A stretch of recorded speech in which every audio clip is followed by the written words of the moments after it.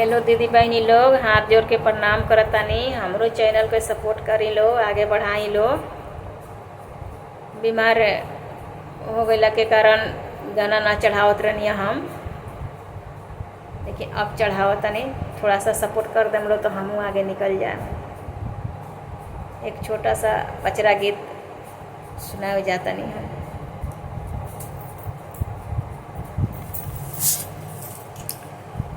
भोर बिनु सार मालिन गूंथेली हार हो, चिड़ैया चह चह करे लागल माई दरबार हो, चिड़ैया चह चह करे लागल।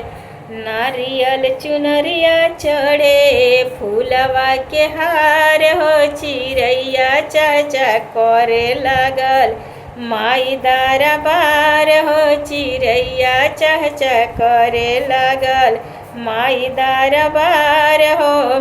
कानवा में कुंडल शोभे नाक में नथुनिया हो, कानवा में कुंडल शोभे नाक में नथुनिया हो। लीलरा पर बिंदिया शोभे भोर के किरनिया हो।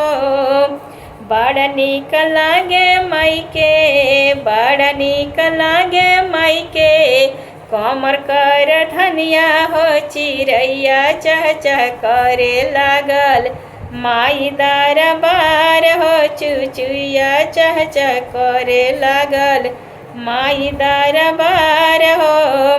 गदा तीर सूल शोभे हाथ में भूचाली हो, गदा तीर सूल शोभे हाथ में भूचाली हो।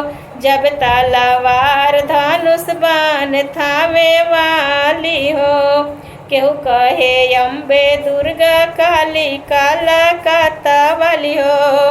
ऊंचे पहाड़ पर माई, ऊंचे पहाड़ पर माई मैयर वाली हो।